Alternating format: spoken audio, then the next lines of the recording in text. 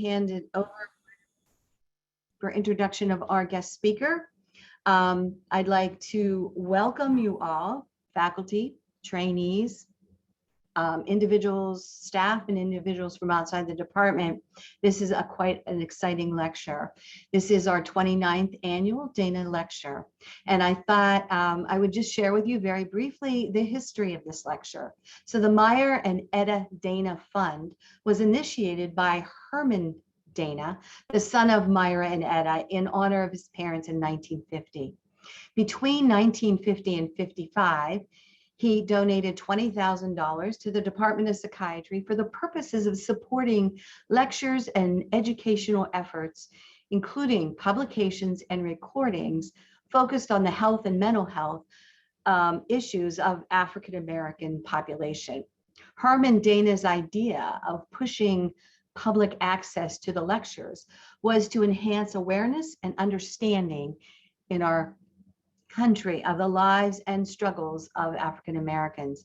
While the lecture series took various forms throughout the years, the department formalized the annual Dana Lecture in 1993.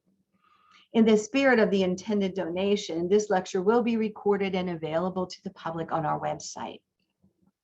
Additionally, I am very excited to announce that this year our department will be implementing the Meyer and Etta Dana Grant Award. Similar to the Betty Hughes Award that many of you are familiar with, which focuses on research initiatives around mental health issues of children and adolescents, the Dana Award will be a $20,000 grant available to department faculty for pilot studies and/or educational initiatives pertaining to mental health issues of underrepresented minorities. My plan is that this opportunity will continue as an annual funding opportunity to departmental faculty in support of understanding the mental health and well-being of our sisters and brothers of color. More details to follow. There will be a competitive application process and a selection committee identified. So funding will be available no later than July 1.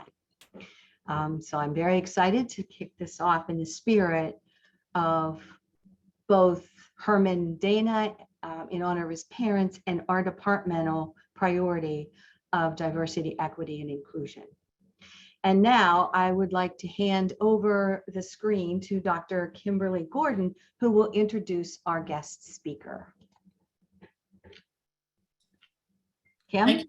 Yes, I'm here. Thank you, Dr. Rockbeisel. That was such a wonderful news. I wish I had that beforehand because I would have added that to my introduction, but thank you for sharing that news. I do think that means a lot for the work that needs to be done. And so this department is doing a great job. So before introducing our esteemed expert on diversity, equity, and justice in American psychiatry, I would love to once again thank and give thanks to the Department's Social Justice, Education, and Curriculum Committee and my co-chairs, Dr. Ann Hackman and Rachel Funk, LCSW, for their work. We really have had a wonderful time this year in our efforts to expand our goals for DEI. It is our goal to interface with all faculty, didactic instructors, and work with them to embed diversity, equity, inclusion, social justice, and health equity into their work, while creating a repository of these efforts in our lectures in partnership with the Education Office and also in partnership with invited guests and speakers. I'm very delighted to introduce Dr. Jessica Isam, who has a number of publications and work that has informed what we do. I also want to greatly appreciate and thank again Dr. Jill Rockbeisel, our chair, and our Chief of Diversity, Dr. Nick Forrester, in their leadership in advancing diversity and inclusion in the Department of Psychiatry at University of Maryland. And without further delay, let me introduce our esteemed guest, Dr. Jessica Isam. Jessica Elizabeth Isam, MD, MPH, is an early career community psychiatrist, public speaker, medical educator, and consultant for diversity, equity, and inclusion, and anti-racism projects. Driven by a passion for collaborative leadership, she takes pride in providing the conceptual frameworks and psychological safety necessary to expand the growing edges of our clients and peers.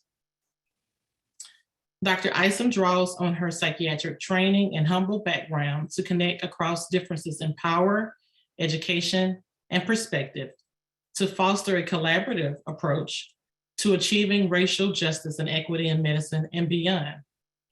As a resident in the Yale Department of Psychiatry, she was selected as the Chief Resident of Medical Education and also the Chief Resident of Diversity and Inclusion. In the Yale Department of Psychiatry, her professionalism, diversity, and inclusion expertise and educational skill set were honored through awards and department-wide recognition. Her strong training background and leadership experiences inform her current role in Boston, Massachusetts at Codman Square Health Center. She currently serves as a leader within the American Psychiatric Association. I'm proud to call her a member of the Black Caucus of Psychiatrists for the American Psychiatric Association as the previous president of that caucus. She serves our assembly well and has published a number of action papers and position statements around anti-racism and in psychiatry and justice in psychiatry. In addition to that, she is contributing and illuminating health equity and organized psychiatry by working as a counselor for the Massachusetts Psychiatric Society. Within the Yale Department of Psychiatry residency program, she is a faculty track leader for the social justice and health equity curriculum. Currently, she is devoting considerable time to growing her consulting company, Vision for Equity, LLC, which has expanded into a nationally sought out team of anti-racism coaches. I'm excited about the coaches and also organizational trainers. It is my esteemed pleasure and delight, I'm very humbled to introduce our guest speaker, Dr. Jessica Isam, MD, MPH, as the 29th Annual Dana African American Lecturer. Dr. Isam will engage this audience on methods to adopt an equity mindset in psychiatry using both historical and contemporary lenses. This lecture will provide a green book for equity travelers.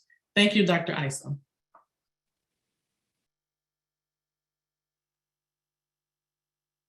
Oh, thank you, Dr. Gordon, and thank you for setting the frame that we're in right now, giving the history of the actual lecture itself. That was appreciated. And really, this lecture, as you will see, will fit nicely into the objectives of those initial funders. So Dr. Gordon listed out the space that I'm in, and I'll elaborate and say that this lecture is intended to support my own sustainability in doing that work, just as much as it is intended to support the sustainability of others who are also involved in equity work.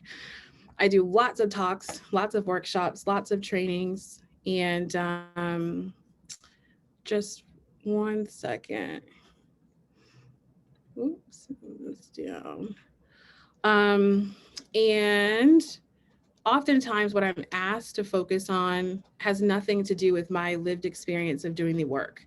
So I'll be asked to come in and give talks about helping mostly majority white audiences understand race, understand racism, and develop a level of racial literacy that will allow them to engage in doing anti-racism and racial equity work.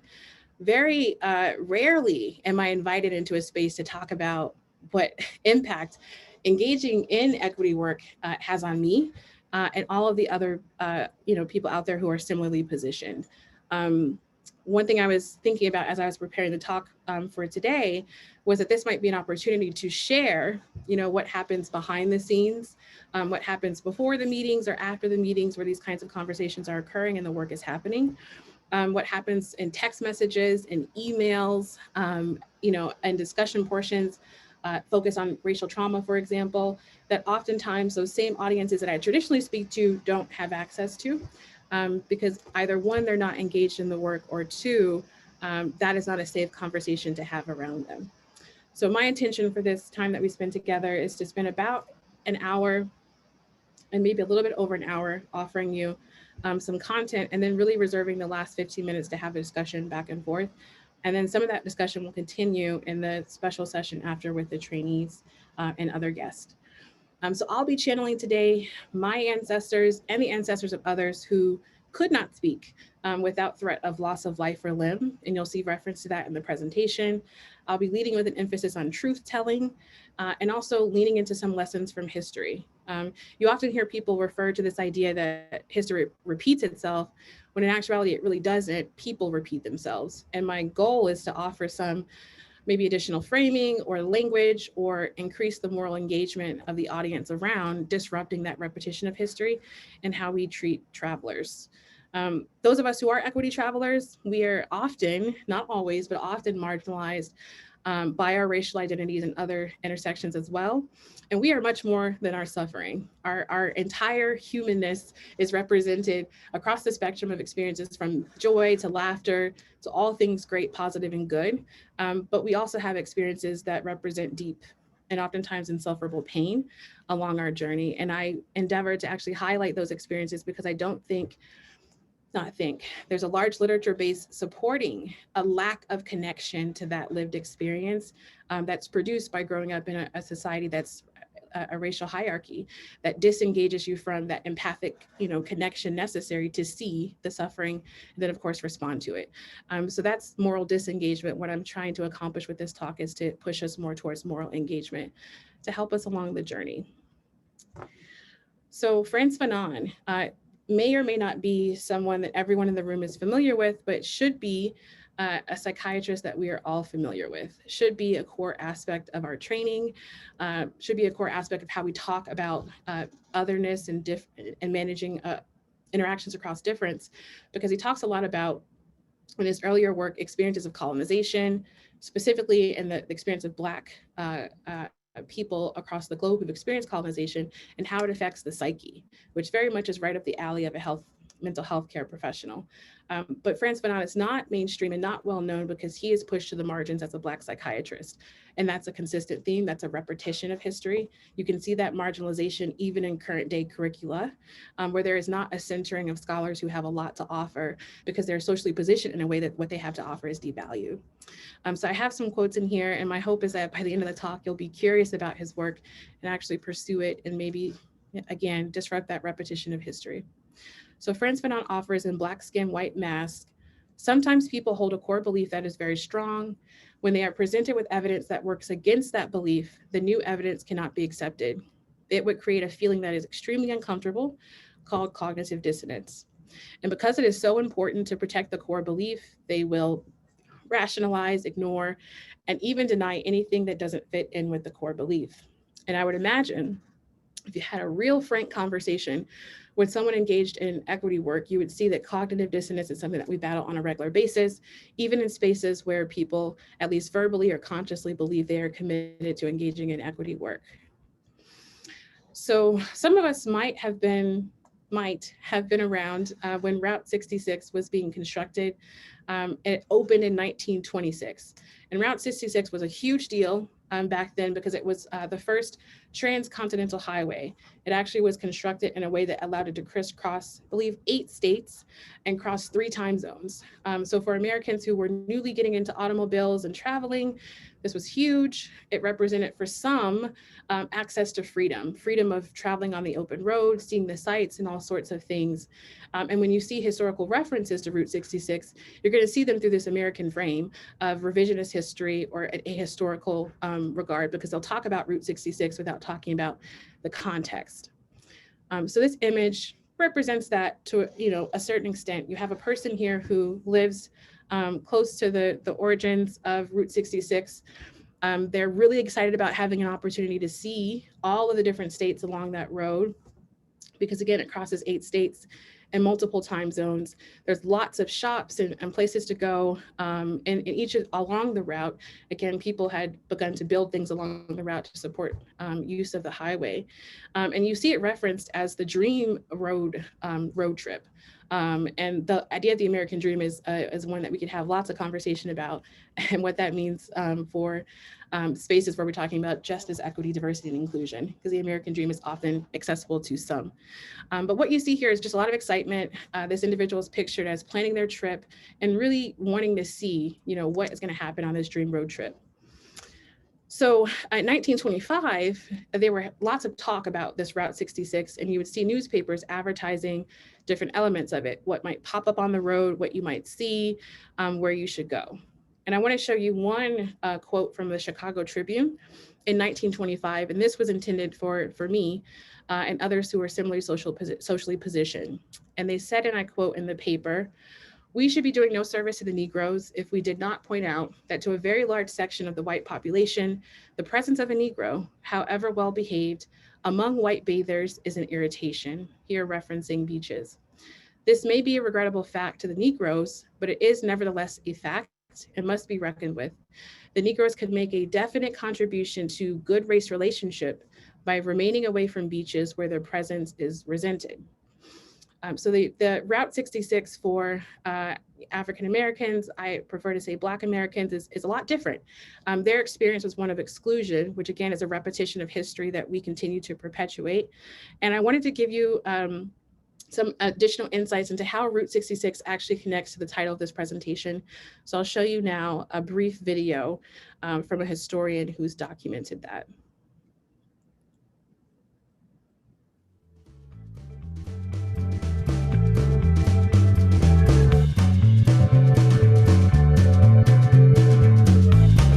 Route 66. No other road has captured the imagination and the essence of the American spirit. It connected urban and rural America from Chicago to Los Angeles, crossing 8 states and 3 time zones. This national treasure is famous around the world for having its own soundtrack. It has inspired musicians and filmmakers in classic literature and popular culture. It is the most celebrated highway of its time. The Mother Road was an artery that nurtured communities with busy gas stations, motels, and diners. Route 66 symbolized progress, prosperity, freedom, and the American dream. The iconic images of Route 66 are of white middle-class families hitting the road in their Airstream trailers to visit kitschy Americana landmarks. But the experience of driving Route 66 was not the same for everyone. Being Black and traveling Route 66 during the Jim Crow era was potentially life-threatening. It was assumed that the West was more liberated than the South, but in fact, racial segregation was in full force. Blacks couldn't shop, sleep, or eat at most white-owned businesses. Almost half the counties along Route 66 were all white communities.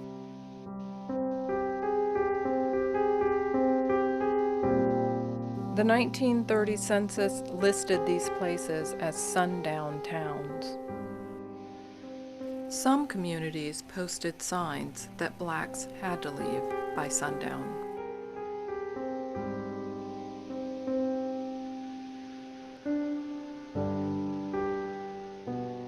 To address this problem, Victor H. Green, a black postal worker from Harlem, New York, published the Negro Motorist Green Book from 1936 to 1964.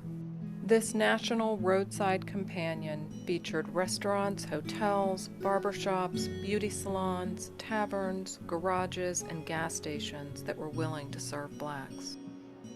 Green said he wanted to give the Negro traveler information that will keep him from running into difficulties and embarrassments. But it was much more than that. It was an essential road trip companion that provided invaluable and possibly life-saving information. People called it the Bible of black travel. During Jim Crow, black people traveling in the West avoided small towns and aimed to stay in cities, but it was still difficult to find lodging. According to a 1955 newspaper, only 6 of 100 motels in Albuquerque admitted black people.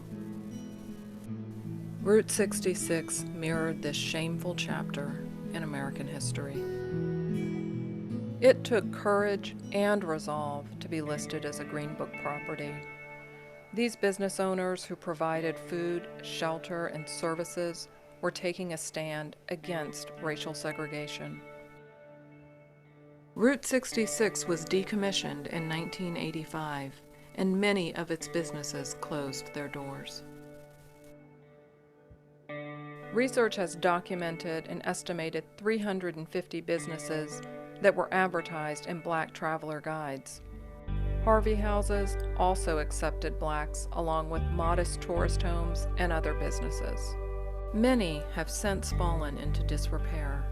Less than half are still standing. These sites of refuge represent the struggle and the triumph of finding a warm meal and a safe place to rest. These properties play a critical role in revealing the untold story of the African American experience of travel. More research will shed light on this rich and complex history of Route 66 and the pursuit of the American dream. So I can't do a poll right now, but I'm curious for the audience, how many of you are familiar with the Green Book? It's completely new. What details did you know? If you feel comfortable, you can share that in the chat. So I wanted to pull out from the video some of the language that was used around how Victor Green communicated to the general audience. He did reference in his describing how this book would be useful, that it would protect you from embarrassment. And what he was referencing there were what was described in the video. You were literally excluded from accessing businesses. So gas stations, food, places to rest. So a lot of times you had people packing up all kinds of different items in preparation for being refused service in all of these different places. So you brought your own food. Some people brought their own ways of using the bathroom because they would be refused service. I also don't want that word embarrassment to serve a euphemistic purpose of disconnecting us from the violence that was that they were at risk of on their travels as well. And if you see at the end of this foreword in all caps, what it's referencing is assured protection for the Negro traveler. And I think protection probably was a bit more salient than embarrassment. There's definitely a psychological toll, an emotional toll to indignities being experienced by you, but there were people who went on travels and did not make it home to their families, or whose families suffered injuries on the road. And again, because there's this investment in this country in revising history and really being ahistorical in lots of ways, you'll see this isolated representation of lynching as just this thing out there that happened to people, but it was very much connected to the daily lives of Black people and others. So daily life, meaning you go on a road trip, you might end up hanging from a tree and have your parts being distributed to an entire town, including men, women, and children. So for anyone who's interested, I was about what's going on with the Green Book now. It has been retired, but some of the sites are still there. And there's actually a book that you'll see referenced in just a moment that actually has a tour listed where you can go from state to state and see what different sites still exist today. There's also this website here, which allows you to put in a destination as a start and a finish and kind of see what you would have been able to access if you were a Black traveler at the time. I did that as if I was traveling to give this grand rounds to you all today. The way that they've calculated this is that they'll show a place to eat every 250 miles and a place to rest every 750 miles, which is a pretty long stretch. If you were driving 60 miles per hour, it would take about 12-ish hours to get to DC.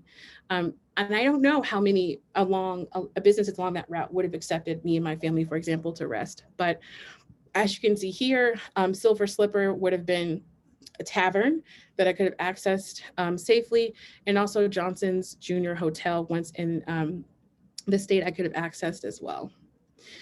What I want you all to consider and kind of reorient yourselves around as an institution is that you should be thinking about whether or not you would even be in a Green Book for equity travelers. We often are folded into JEDI efforts, justice, equity, diversity, and inclusion efforts in places that are not prepared to have us present, right? And we'll talk a little bit about that in just a moment. But the way that we talk about the topic is as if it's disconnected from the experience of the people who are actually doing the work, again, those equity champions.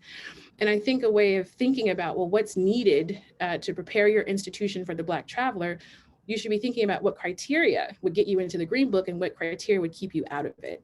And I would imagine that if a lot of institutions actually assess themselves in that way, they would find that they would not actually end up in the Green Book at all. And we'll be doing an assessment together. So please grab a pen and pencil to prepare for that, or you can use your phone or your computer when that moment arises.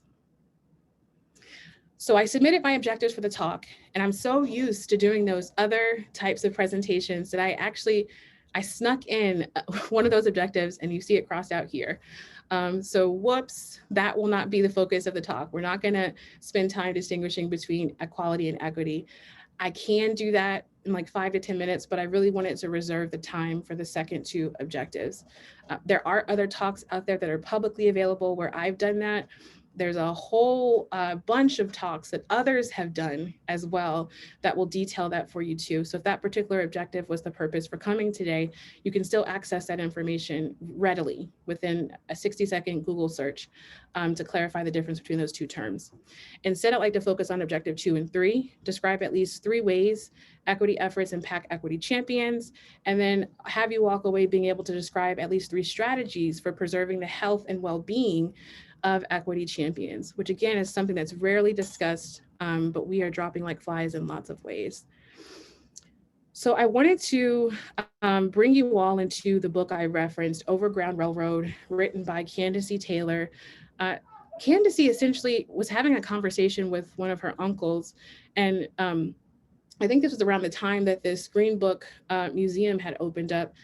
And she started asking him questions. He's pictured here. His name is Ron. And Ron had not shared a lot about his life growing up in the Jim Crow era. But once she opened the door to this conversation, he began to tell her lots of stories. So I want to share with you one of the stories that's in this book. It kind of sets the stage for the conversation that we're going to have after. So don't you dare say a word. Ron was sitting in the back seat as his father pulled the car to a stop at the side of the road. His father had told him to be quiet before, but this was the first time Ron felt the words reverberate to the pit of his stomach. Moments later, the sheriff stood over the well-appointed 1953 Chevy sedan, complete with all the modern features you read about in the magazines. "Where did you get this vehicle? What are you doing here? And who are these people with you?" the sheriff asked. Ron's father answered, "It's my employer's car." He pointed to his wife, sitting upright and expressionless in the passenger seat. He pretended that she wasn't his wife and said, "This is my employer's maid, and that is her son in the back. I'm taking them home." The sheriff took a long, hard look at Ron's mother and then angled his eyes to the back seat. A young Ronald sat tight-lipped, too afraid to turn his head or even take a breath. "Where's your hat?" the sheriff barked at Ron's dad. "Hanging up right behind me in the back seat, officer." The sheriff waved, "All right, move on." As they drove north across the Tennessee border, a sad, eerie silence hung in the air. The jovial conversation they were having right before the sheriff pulled them over had stopped dead. And although there was no discussion about what had just happened, the gravity of the situation was clear. Ron watched Daddy and Mama exchange knowing glances and then turned his head to look at the back, at the black, unassuming cap that had been hanging next to him in the back seat ever since he could remember. It wasn't until that moment that he realized why he had never seen his father wearing it. Mama wasn't a maid and Daddy wasn't a driver. He had a good job with the railroad, and this was their family car. Until that day, Ron never paid attention to that cap. But now he realized that it wasn't just any hat, a ruse, a prop, a lifesaver. As we're interacting with each other in these spaces around equity work, I recognize a lack of ability to fully mentalize the experience of those who are most marginalized in that space. And my hope is that your imagination will expand as we go through this talk to recognize that there are multiple experiences in these spaces, multiple experiences along Route 66, for example. And here you see referenced here that Ron is talking about how his parents have had to adopt practices ruses, props, as ways of preserving their life, preserving the integrity of their bodies from harm. And as you're thinking about the experience of equity champions, consider what ruses, what props, what life-saving measures we have to take to actually do the work. Another offering from Frantz Fanon: when people like me, they like me in spite of my color. When they dislike me, they point out that it isn't because of my color. Either way, I am locked into the infernal circle. And Frantz Fanon again offers a number of articulations about what it means to be Black in a white world, which again should be mandatory reading for psychiatrists and other mental health professionals.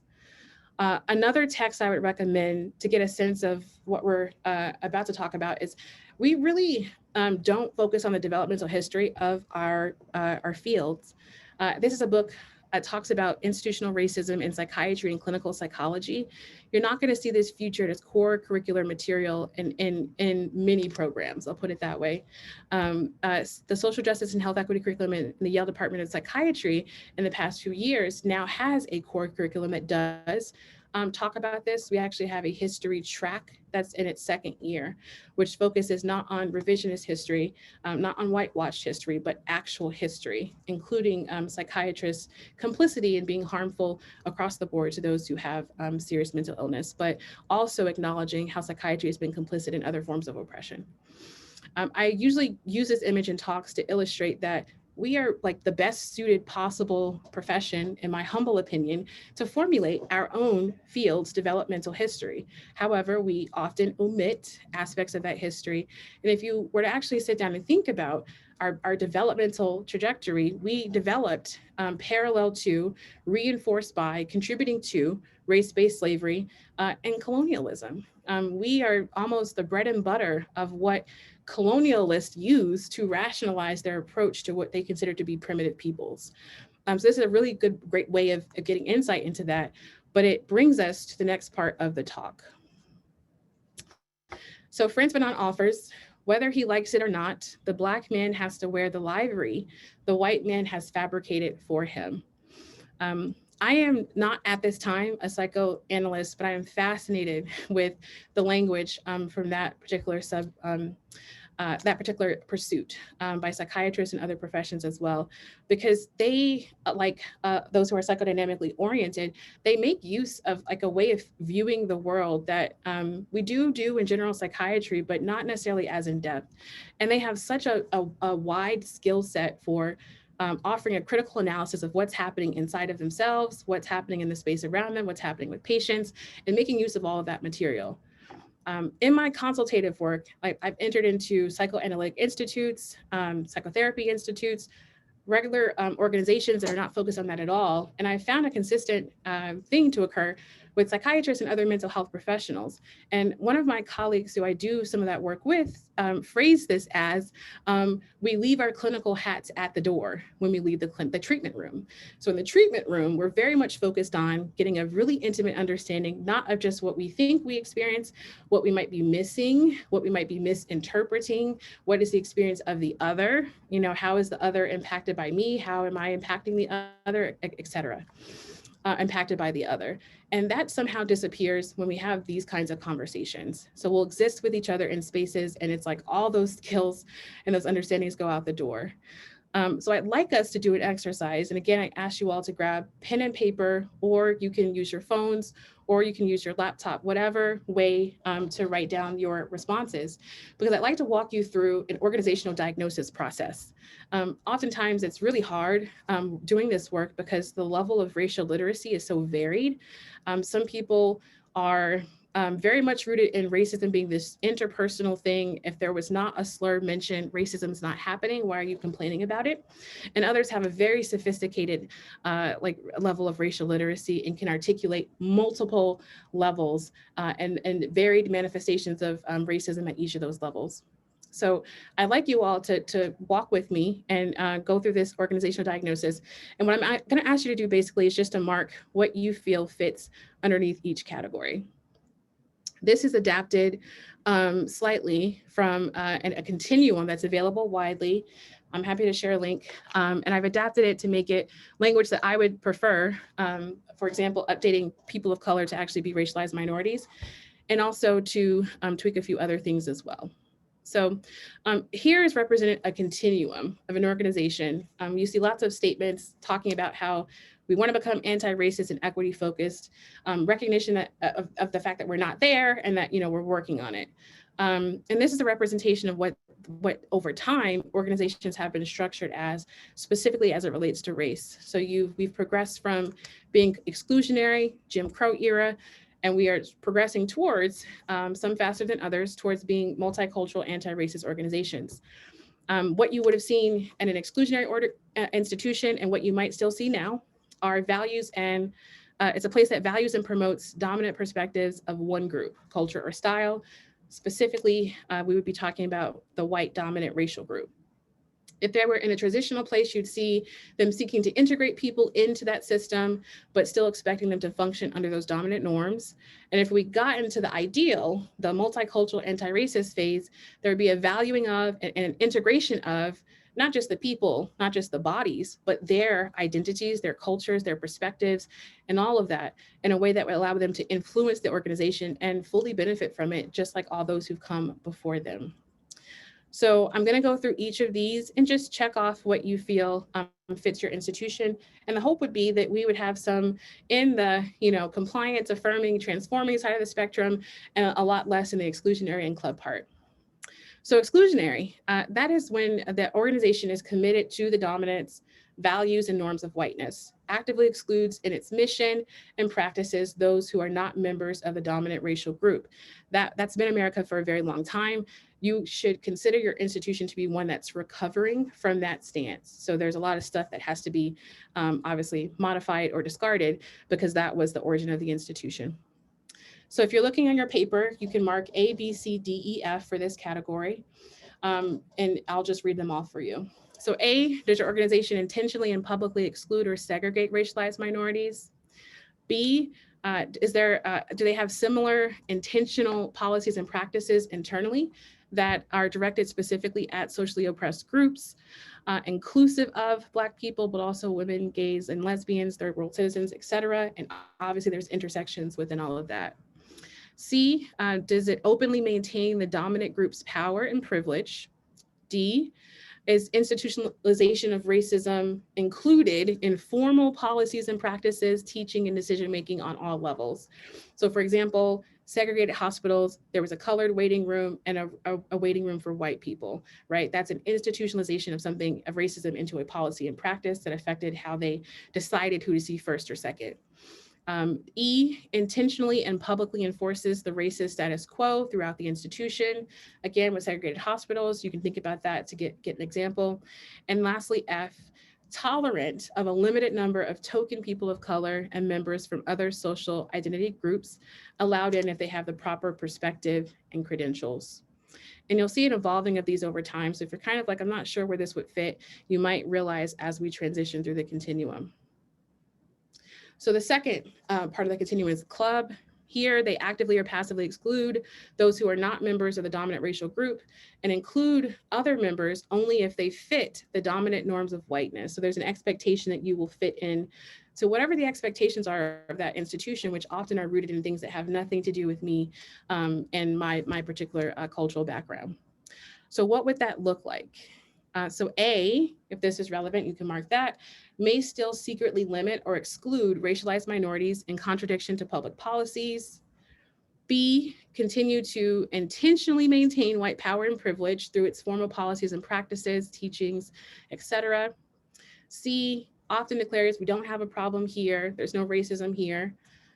D, there are monoracial cultural norms, and those are the right way or viewed as business as usual. If there's a pushback on the way things are done that is relevant to that monocultural norm, that you're essentially scapegoated as someone who's just complaining. And E, do they engage issues of diversity and social justice only on the club members' terms and within their comfort zone? And you've seen this institutionalized as well in that policy or the law, I think that was in Florida, where we can't do this stuff if there's white discomfort. We can't have the conversation. And I might not even qualify to talk ever if I was underneath that particular policy. So now moving to compliance. This is moving towards the middle. Compliance is passively committed to including racialized minorities without making major changes, includes only a few members of racially minoritized groups. Now, what would you see there? A, there are official policy pronouncements regarding multicultural diversity and referencing that all forms of diversity are welcomed here. B, they carry out intentional inclusiveness efforts, recruiting someone of color, usually that's the reference, onto committees as members or as office staff. So they're trying to bring people in. This is a very diversity-focused place. They intentionally avoid recruiting those who make waves. So again, equity champions might not be invited, or if they are invited, they're tolerated and they're not allowed to do very much work at all, which I'll show you a paper that details that actually towards the end. D, there's little or no contextual change in culture. Again, an emphasis on diversity has absolutely nothing to do with inclusion or belonging or equity. Diversity is bodies in a room. Culture shifts are later on in the continuum. E, intentionally and publicly enforces the racist status quo throughout the institution. This is just the way things are. We're just following the law here. And F, token placements in staff positions and token members must assimilate into organizational culture. So even if we're there, again, we're tolerated, but not fully allowed to participate. So moving towards the second half, you have affirming. These institutions are committed to making a special effort to include racialized minorities. They tolerate the differences that racialized minorities bring, however. And this is palpable. So if you're wondering, can we tell? We can tell, right? Which institution we are in. It's often the analysis of others that's limited. So in an affirming institution, for A, there's a growing understanding of racism as a barrier to effective diversity. So there's more work to do. B, institutional structures and culture that maintain white power and privilege are still intact and relatively untouched. That's a lot of it. Almost all institutions across the country, if not 100%, struggle with touching that part. C, develops an analysis of systemic racism. So there's increased racial literacy there and recognizes that there is white power and privilege within the institution and elsewhere. D, develops an intentional identity as an anti-racist institution and sponsors programs of anti-racism training. When I do this, no person's going to get all the letters in one category. They'll often get letters from each category. So as you can see, you might have a public statement that qualifies as affirming, but you might be a club, right? So it's helpful to think about selecting ones that fit and recognize that there's going to be a fit in different categories. E, begins to develop accountability to racially oppressed communities. And lastly, F, increasing commitment to dismantle racism and eliminate inherent white advantage, and increasing commitment and actively recruits and promotes members of groups that have been historically denied access and opportunity. So now we're at the part where we are transitioning closer and closer to a multicultural anti-racist organization, and transforming is where some people are as well.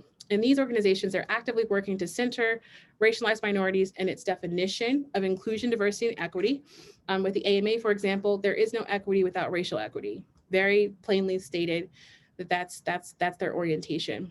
Versus all people are accepted here, just very generic description that includes things such as thought diversity alongside people who have suffered historical and present day oppression. And that's a conversation for another time. But also the cultural norms in this organization still act as barriers to racialized minority groups.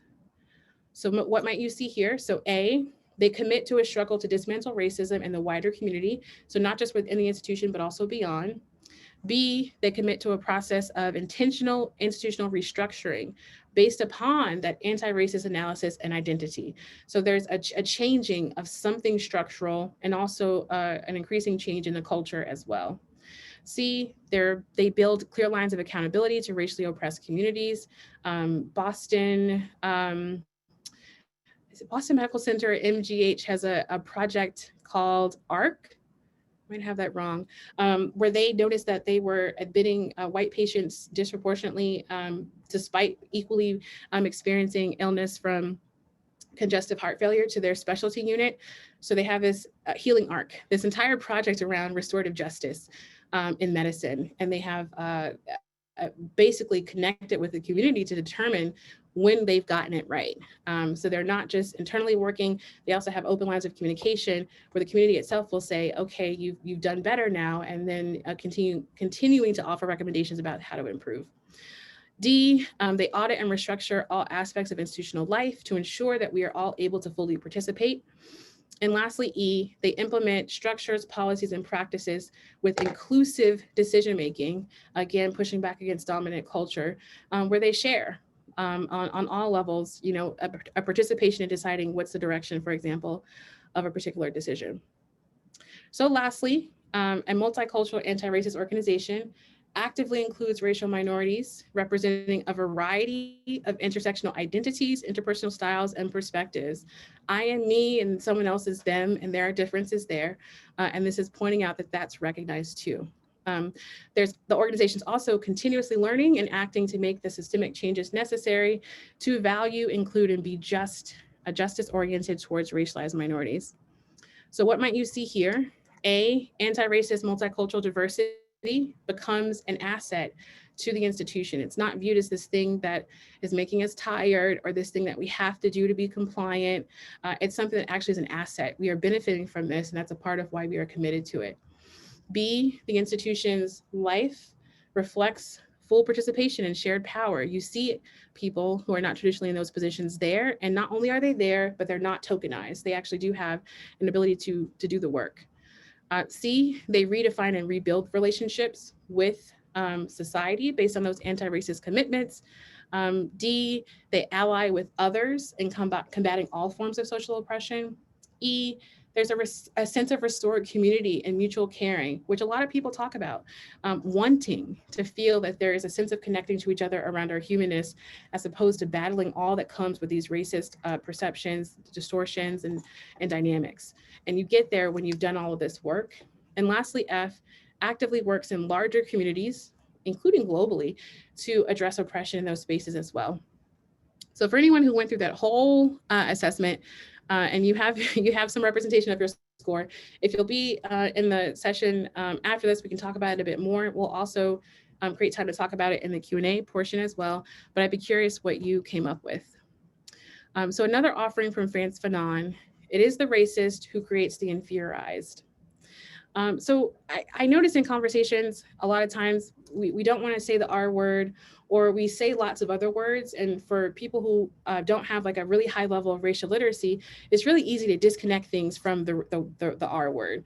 So that's that thing over there, as if there's not a tentacle connecting it to racism. So I want to make the point that all of the things I'm going to discuss now, specifically about the equity champion experience, are manifestations of racism at multiple levels: internalized racism, individual interpersonal racism, institutional racism, and representations of community aspects and systemic aspects as well. So even if a different word is used, we're still talking about racism. So this video went viral, I think in 2017 or 2018. This is the video that's the basis of an article that Vivian Pinder wrote in the one of the APA publications. You might have seen her representing the experience of a woman of color in the workplace. This is where that came from, and it came from me. So I really appreciated her representing that. We're gonna watch this video. It's 5 minutes, and we'll talk about, like, deconstruct what's going on in the video for this character, whose name is Iman.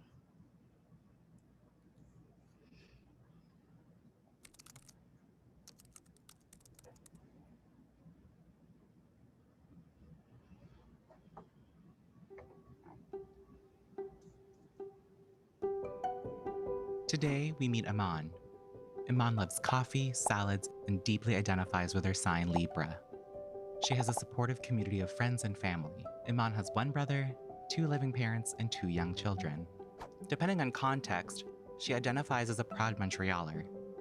She has used the terms visible minority or person of color, but now mainly identifies herself as a Black woman. For her, these are the 2 parts of her identity that speak to her the most: to be Black and to be a woman. Her journey has been marked with many triumphs and tribulations. The start to her career was rockier than expected after completing her undergraduate degree. She moved between short-term contracts and part-time work in the nonprofit sector. She realized that her life wouldn't follow the expected university to successful career narrative. After graduating with a master's in social work, she started a permanent job at a local nonprofit supporting single mothers. Her first few weeks were motivating and challenging. She felt welcomed. She had a cordial relationship with her colleagues, the majority of whom were white, and she had a lot of passion for her work. After a few weeks, she began to notice dynamics that made her feel uneasy. She began to wonder, was I just a token diversity hire, or was I hired for my skills and experience? Every time there was a new racialized client, they were automatically referred to her. As Iman was talking to a colleague of color, a white colleague walked by them and said, "I guess this must be the Cultural Diversity Office." Her ideas in team meetings were often not taken seriously or dismissed without due consideration. She was infantilized by her coworkers. When she would assert herself, her colleagues would tell her to calm down and that there was no need to be so aggressive. Finally, she decided to meet with human resources to strategize about how to deal with these experiences. After all, the HR coordinator had repeatedly encouraged Iman to go see her if she had any issues that she wanted to discuss confidentially. The HR coordinator responded, "But that's not possible. We are a community organization. Nobody on the team wants to hurt anyone. You're too sensitive. Our workplace has always been welcoming to everyone. The other immigrant staff have never complained. How can you say there are racist dynamics?" She says to herself, "I keep on being read as angry or aggressive. I have often been in situations where I am wary of how I will be seen, that I have to compensate so much that I undermine what I am trying to accomplish." In the following days, the HR coordinator discusses Iman's situation with the executive director, who calls a meeting with Iman. The executive director says, "There may be problematic dynamics now and then, but no one was intending to say hurtful things. It's a lack of education. Maybe you could provide a training on diversity and inclusion?" Iman feels very anxious. She is very familiar with this dynamic, having worked in the community sector for over a decade. Organizations often say that it's a priority to hire people of color, but once hired, there are no resources to support us, and we are forced to fit into a mold that is palatable to the interests of the organization.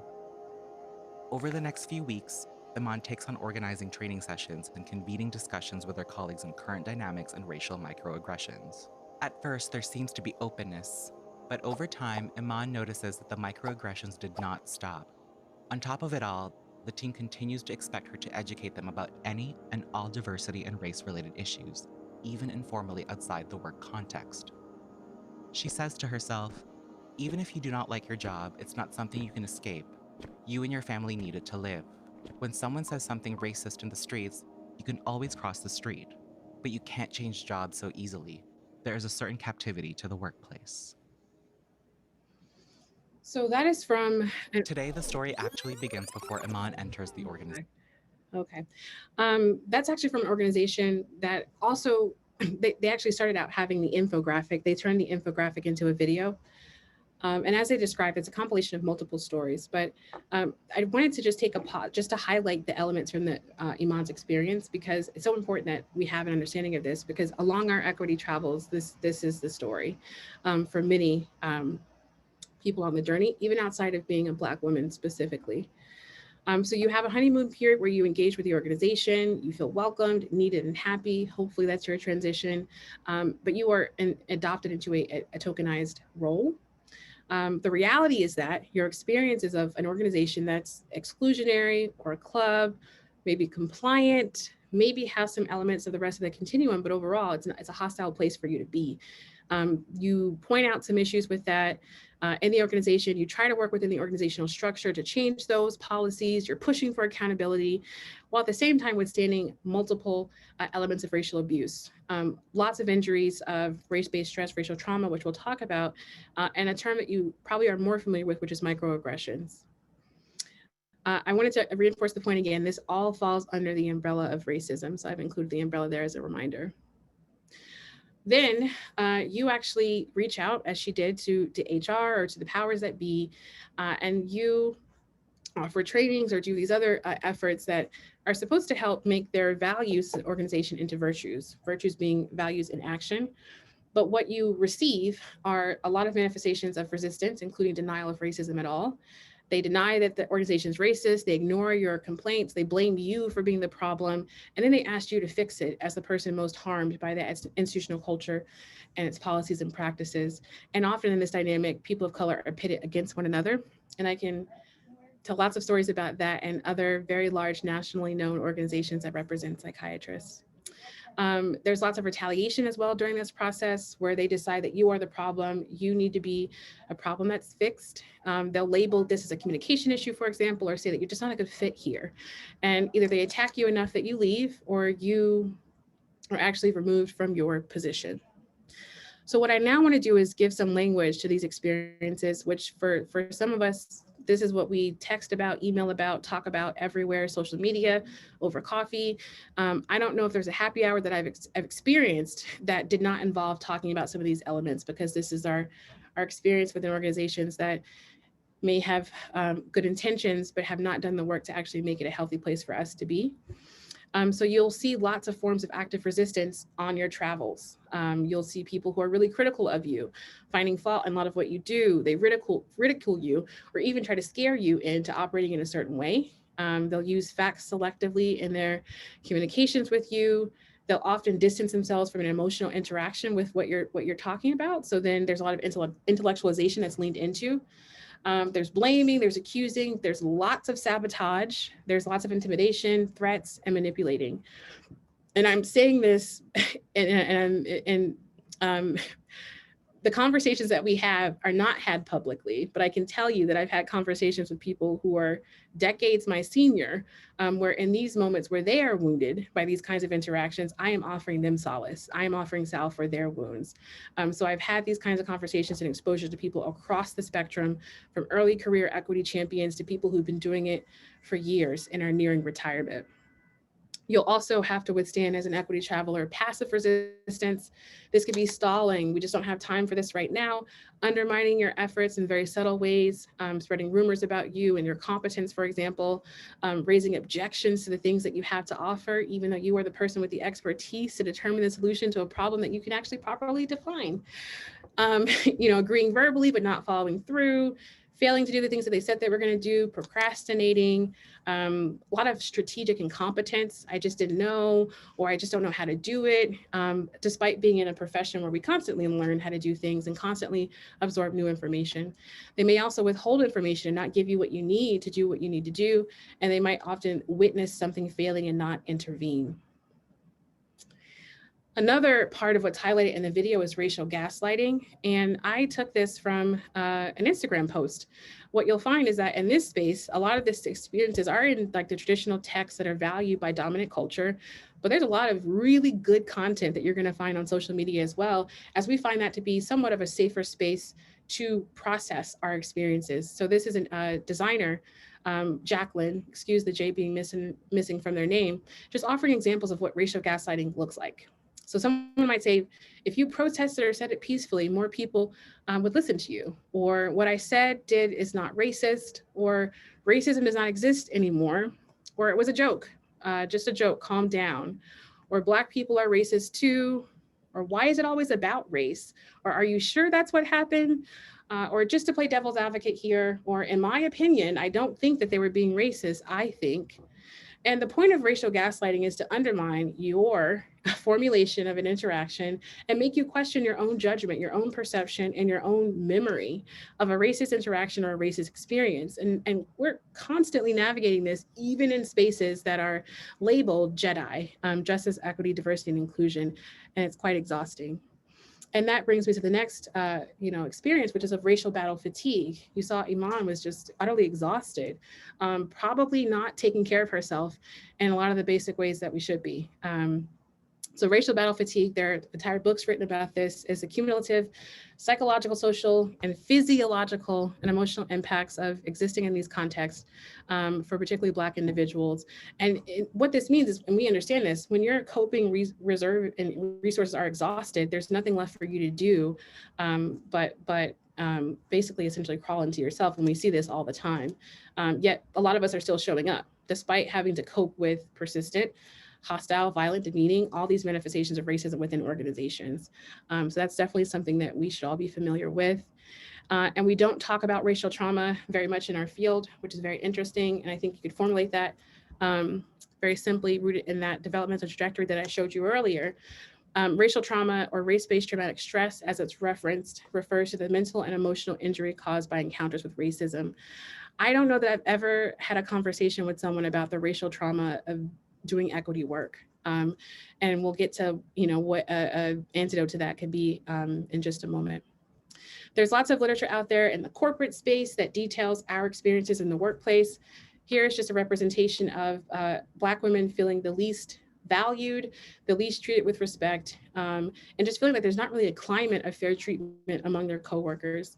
You can see lower numbers here by both race and also by gender, but Black women at that intersection are experiencing the most, are reporting the most of those experiences.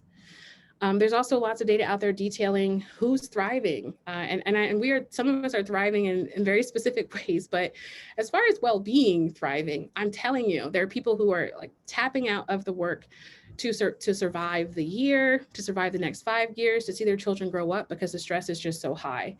So the well-being part of doing equity work as a champion is a struggle. And you can see represented here that Black women report, about 47% are there.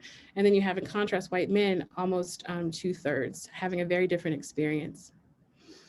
Some other literature that can help to inform an understanding of where this all fits in.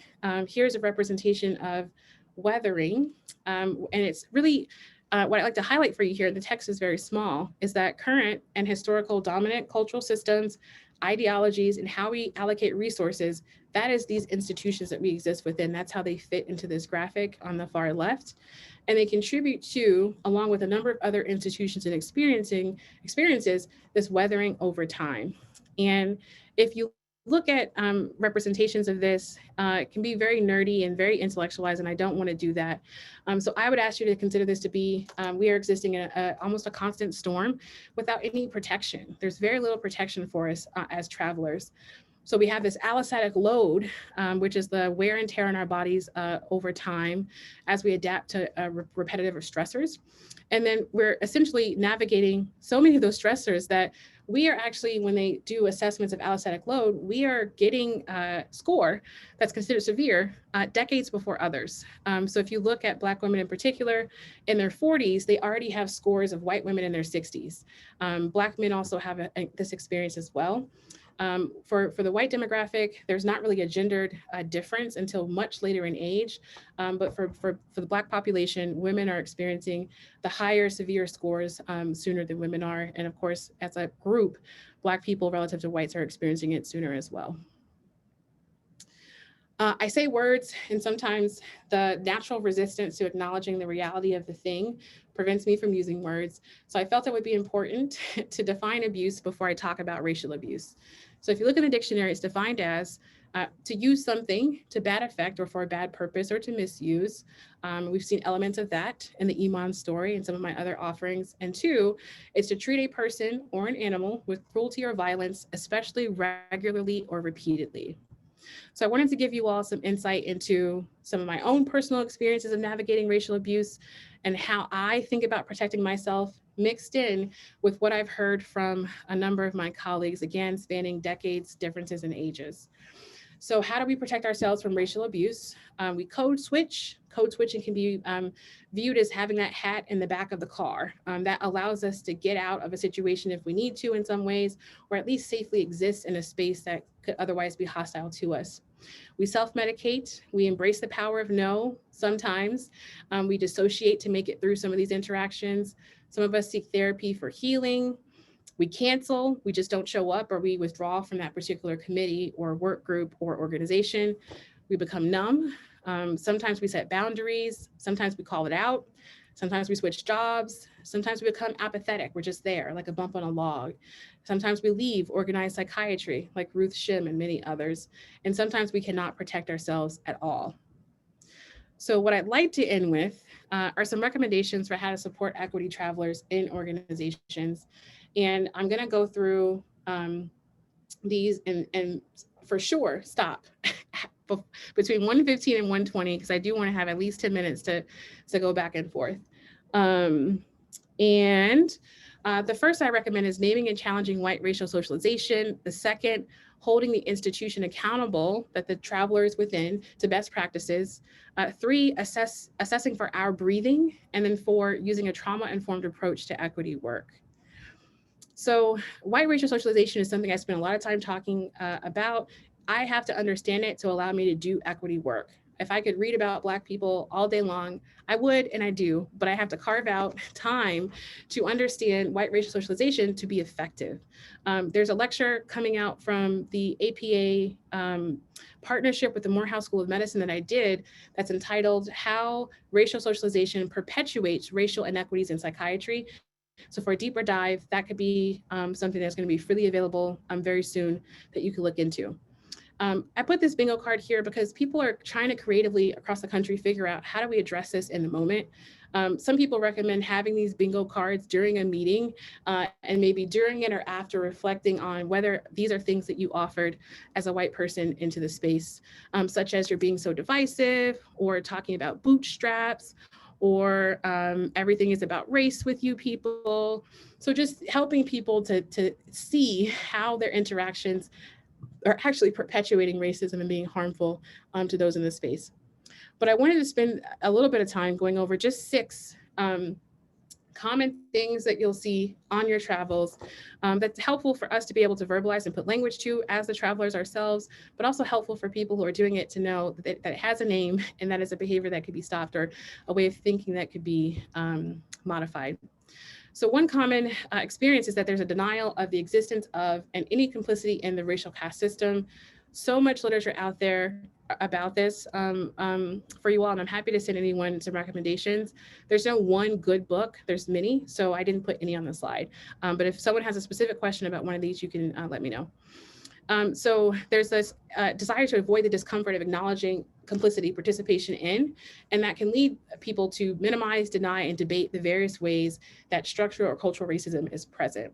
And this happens even after talks like this. I've had people stand up and lecture me on how it's not racism, it's something else. There's also very much connected to that confidence in white racial ignorance. This is a socialized thing where you believe that you understand, but you actually don't. And the understanding that you're provided in your socialization is just starkly separated from the reality of the way that things are. But in a conversation, white racial ignorance shows up as, again, sometimes a debate or a dismissal of your interpretation as an equity traveler of something, despite you not having only lived experience, but also learned knowledge, because we don't just live it, we also read it too. That's where expertise comes from. You'll also see social dissociation, but I'm not racist. It's a distancing strategy that's used to separate, a person from that R word, the racist label. And interestingly enough, anyone who's claimed, there's another way of describing this where you want to be the good white person. So you'll reference the things that you've gone to, or the work groups that you're in, or the study groups that you've done, while at the same time not recognizing that a part of this interaction itself has been racial abuse for me. So this idea of feeling like you've achieved something that's not the R word can often lead you to drop your guard down and engage in some of those same behaviors that you are critiquing in others. So it's important to have that humility, which is relevant to any kind of developmental process around like rejecting internalized oppression, meaning that you could do that for gendered oppression, you can do that for other oppression types as well. White racial transparency. Race only comes up when I walk into the room, but if there's a room full of white people, it's not discussed. That is that in summary. And obviously there's problematic aspects to that I hope people can appreciate. And the last 2, there's silence on racism. We don't talk about race, it's taboo. And that makes you, the person who brings up the topic, someone who's committed a crime almost, or thrown a grenade into a room. And that can be really difficult to navigate. And then white tears, dangerous both outside of institutions and also within them. White tears have lost people jobs, they've lost people opportunities, they've lost people friends and relationships. So this is the leveraging of your social positioning as often a white woman, for example, to decry something that's happened and center yourself in that interaction as opposed to the person that likely was the recipient of that harm. So the other thing that you could focus on in your effort to actually make it into the Green Book is investing in institutional racial literacy. Racial literacy is a topic that, again, there's a lot of literature there. It's usually talked about in the educational setting with like K through 12 students. And I just put this here. You can go find this authors listed here, and there's a whole policy brief, or I can send it to you if you ask. But what it's showing here is that there's an evolving of understanding our shared humanity that becomes a commitment to interrupting racism individually and systemically. So it's a process, and within that, an understanding of history is at the core. So I would encourage you all to take a look at that as well. So holding the institution accountable to best practices, this was very easy to explain because there's a paper. And I am a medical educator at heart. So inevitably in all my presentations, there's homework because there's just so much to say and so little time. So this paper is by one of my good friends and mentors, Ayanna Jordan, and colleagues, including Ruth Shim, who wrote that opinion piece about her experiences within the APA. So what they've detailed here are, these are the things that have to be in place to effectively support diversity, equity, and inclusion leadership efforts. Lots of people, if you just sit down with them with coffee, who are put in these positions, will tell you all of the different ways that the institution erects barriers to them actually being successful, whether it be unconscious or conscious. So here in this paper, they've listed what are those best practices as far as structural supports, financial support, the role itself and how clearly defined it is. Many people will say, they gave me this role, I have no idea what they expect me to do. And if there aren't clear expectations, then it's really easy to scapegoat that individual for not doing much at all. And then they also have some other considerations there as well. I can say, despite all the accolades that I can list on my slides, I am still Black. So when I walk into spaces as a consultant or walk into spaces as a facilitator or a lecturer, I still have to navigate racism. And this piece here, this median piece, is a really lovely articulation of what you should anticipate when you're working with Black people in these positions. Because it's not just, I like this person, they're great.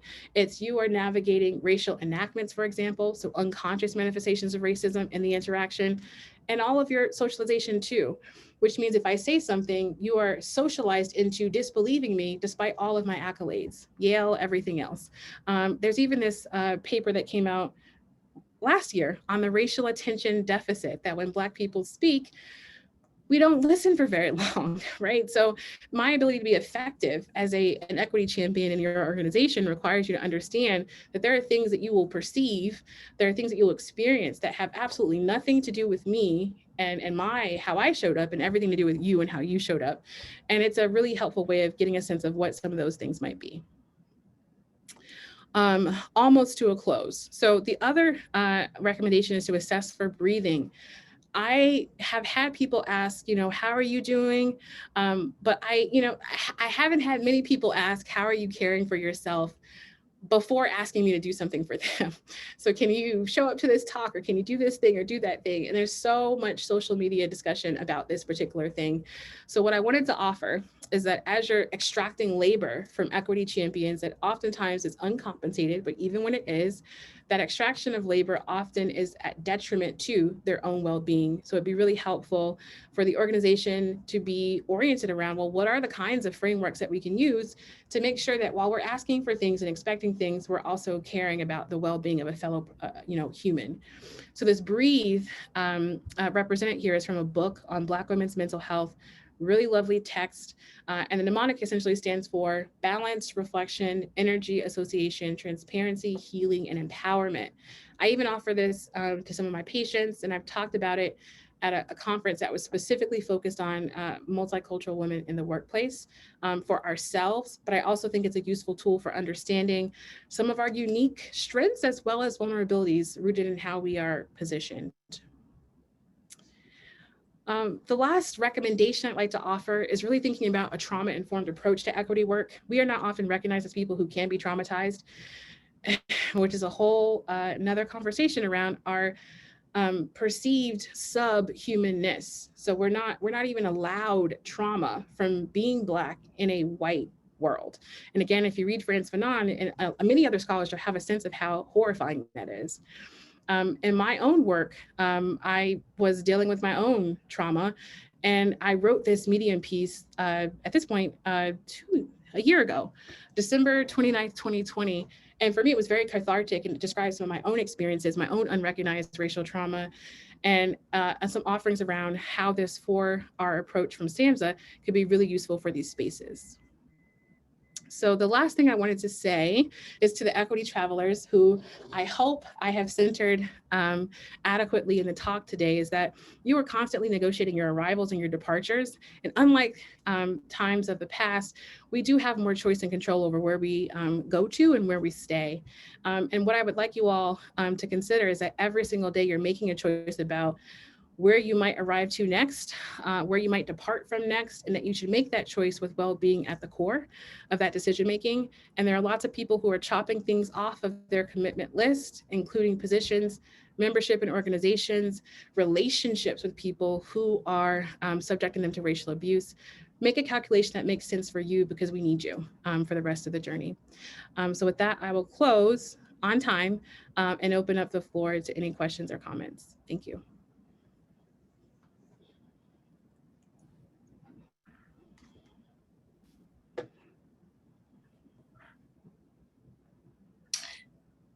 There was a question asked earlier. Thank you so much, Dr.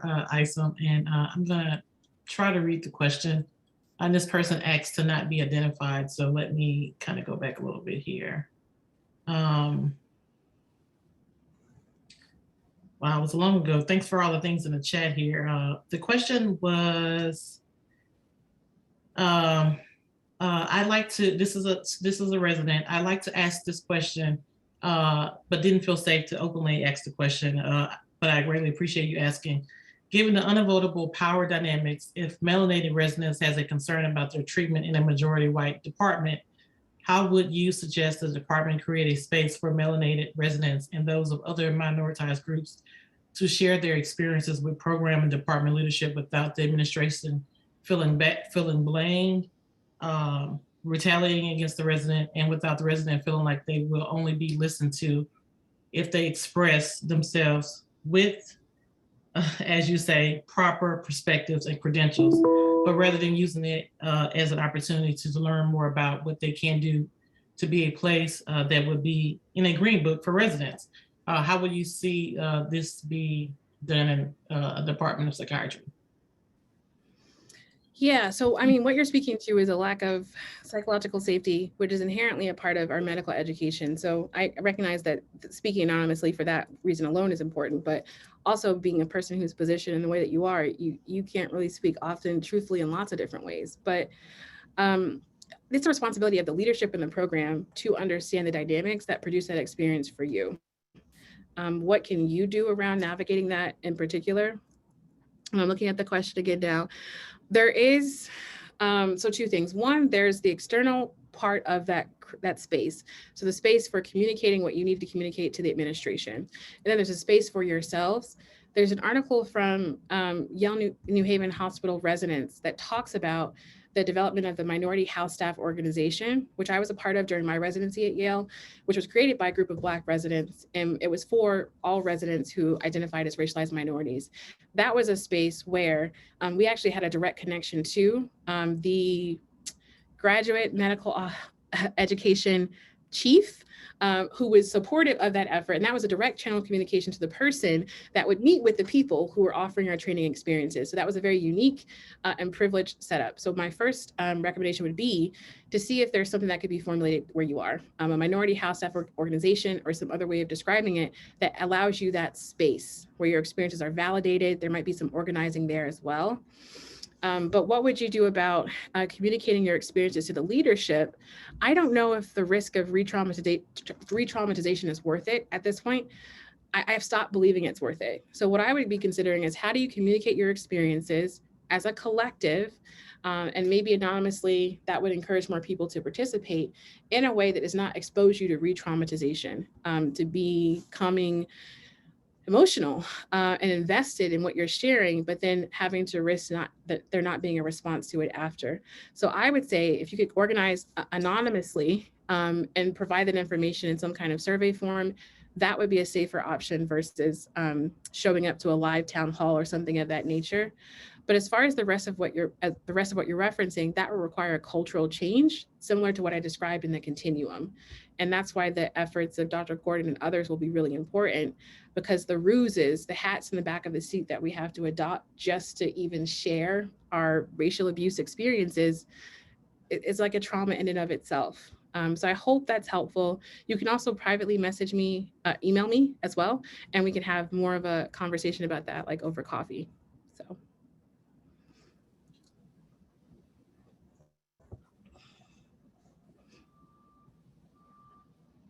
I just wanted to say thank you, Dr. Isam. I think this was a tremendous talk. I think that for me, the spirit of what you described today is just sort of getting people to engage with this process in a way that is authentic and useful. And so no matter where we are along the spectrum in the sort of worksheet that you offered us, there is ability to move to the next step without feeling like we have no options. This is too overwhelming, especially given all the other things that we're dealing with currently. And I don't want us to lose sight of the importance of the work that you're describing, given all of the other responsibilities and things that are happening to us in our day-to-day work. So thank you so much. I think that this was right on time, and I totally value the empowering nature of your talk. So thank you so much. Yeah, thank you. Yeah, and there's always going to be something going on.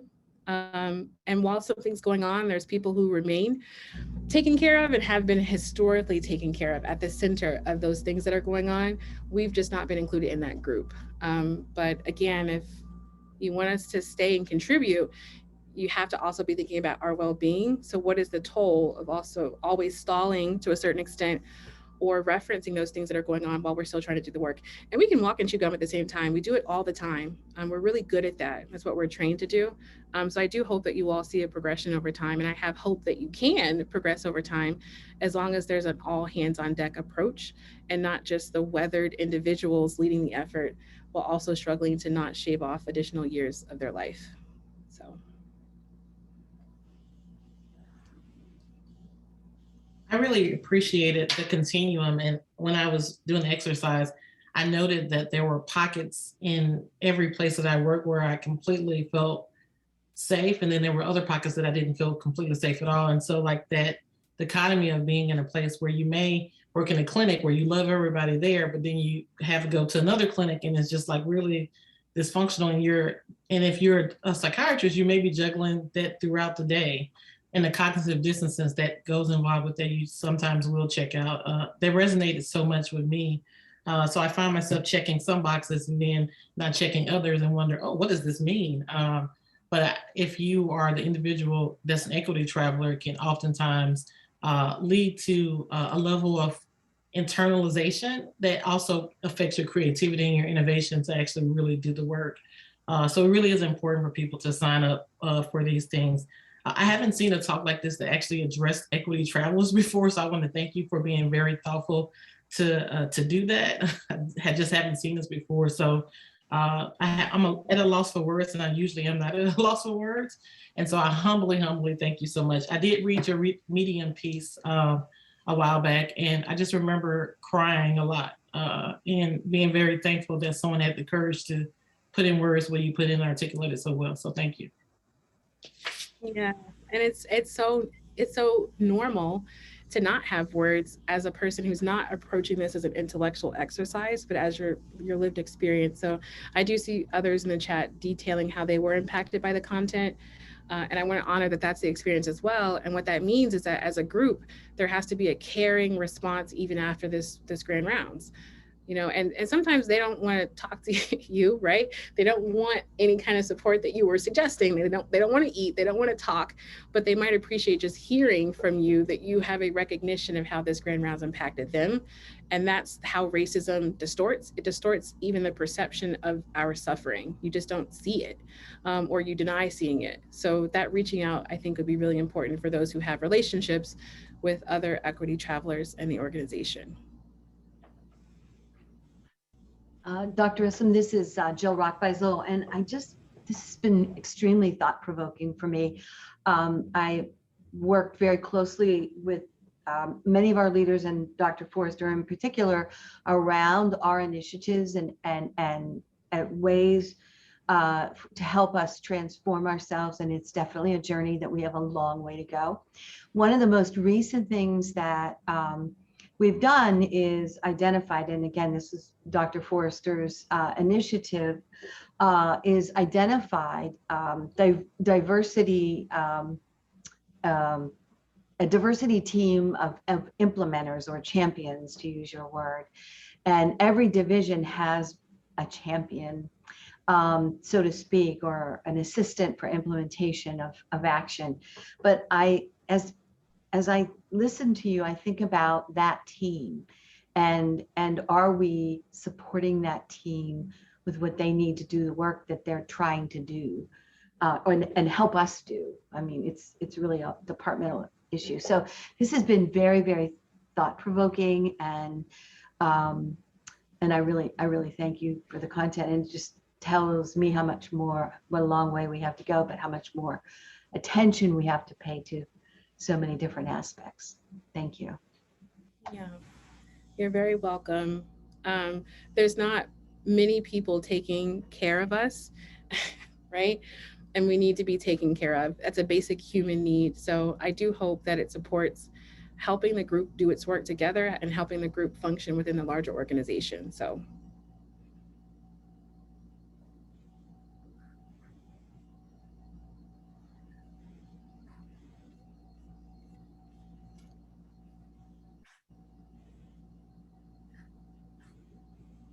Just